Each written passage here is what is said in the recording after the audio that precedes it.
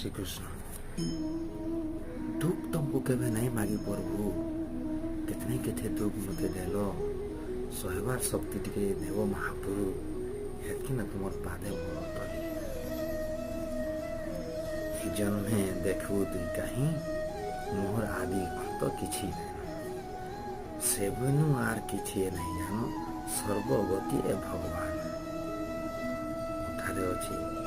कालस्य कुटीर गति इस सकल तीर्थ समाहार किए भगवान कलीला हरि चरण रे जदि तु शरण पशु बोले इ कली जुगर तू निज को उपके उठे पार